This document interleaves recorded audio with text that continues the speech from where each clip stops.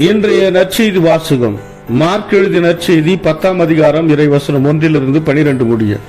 இயேசு அங்கிருந்து புறப்பட்டு யூதேயா பகுதிகளுக்கும் யோர்தான் அக்கரை பகுதிக்கும் வந்தார். மீண்டும் மக்கள் அவரிடம் வந்து கூடினர். அவரும் வழக்கம் போல மீண்டும் அவர்களுக்கு கற்பித்தார். பரிசேயர் அவரை அணுகி, கணவன் தன் மனைவியை விலக்கி விடுவது முறையா என்று கேட்டு அவரை சோதித்தனர். அவர் அவர்களிடம் மறுமொழியாக, மோசே உங்களுக்கு இட்ட கட்டளை என்ன என்று கேட்டார். அவர்கள், மோசே மணவிலக்கு சான்றிதழ் எழுதி அவரை விலக்கிவிடலாம் என்று அனுமதி அளித்துள்ளார் என்று கூறினார்கள். அதற்கு இயேசு அவர்களிடம், உங்கள் கடின உள்ளத்தின் பொருட்டே அவர் இக்கட்டளையை எழுதி வைத்தார். படைப்பின் தொடக்கத்திலேயே கடவுள் ஆணும் பெண்ணுமாக அவர்களை படைத்தார். அதனால் கணவன் தன் தாய் தந்தையை விட்டுவிட்டு தன் மனைவியுடன் ஒன்றித்திருப்பான். இருவரும் ஒரே உடலாயிருப்பர். இனி அவர்கள் இருவர் அல்ல, ஒரே உடல். எனவே கடவுள் இணைத்ததை மனிதன் பிரிக்காதிருக்கட்டும் என்றார். பின்னர் வீட்டில் இதை பற்றி மீண்டும் சீடர் அவரை கேட்டனர். இயேசு அவர்களை நோக்கி, தன் மனைவியை விலக்கிவிட்டு வேறொரு பெண்ணை மணப்பவன் எவனும் அவருக்கு எதிராக விபச்சாரம் செய்கிறான்.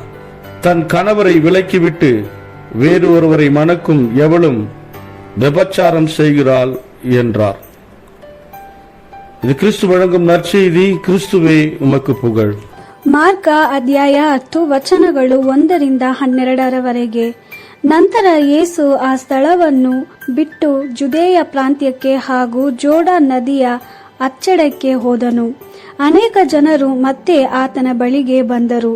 ಯೇಸು ಎಂದಿನಂತೆ ಆ ಜನರಿಗೆ ಉಪದೇಶಿಸಿದನು.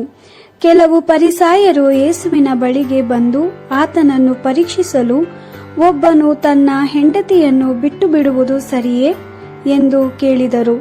ಯೇಸು, ಮೋಶೆ ನಿಮಗೆ ಏನು ಆಜ್ಞಾಪಿಸಿದಾನೆ ಎಂದು ಉತ್ತರಿಸಿದನು. ಫರಿಸಾಯರು, ಒಬ್ಬನು ತನ್ನ ಹೆಂಡತಿಗೆ ವಿಚ್ಛೇದನ ಪತ್ರ ಬರೆದುಕೊಟ್ಟು ಆಕೆಯನ್ನು ಬಿಟ್ಟು ಬಿಡಬಹುದೆಂದು ಮೋಶೆಯು ಹೇಳಿದ್ದಾನೆ ಎಂದರು.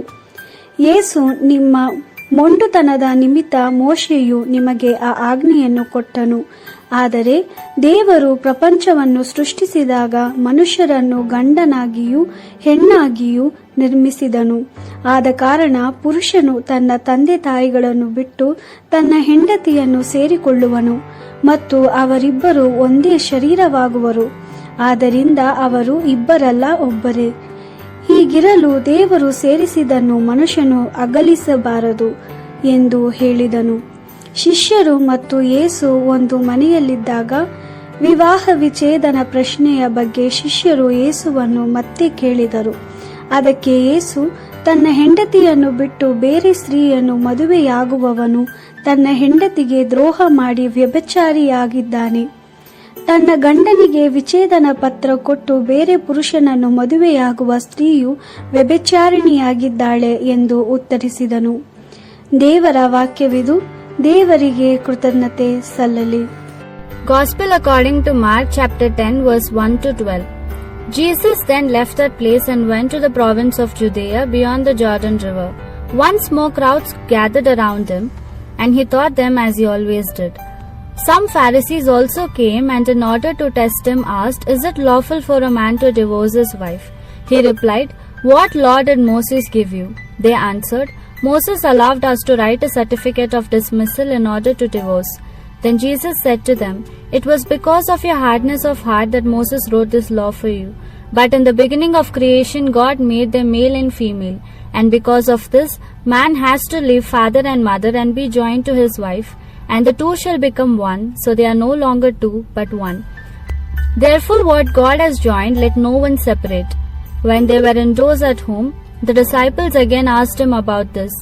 And he told them, "Whoever divorces his wife and marries another commits adultery against his wife, and the woman who divorces her husband and marries another also commits adultery."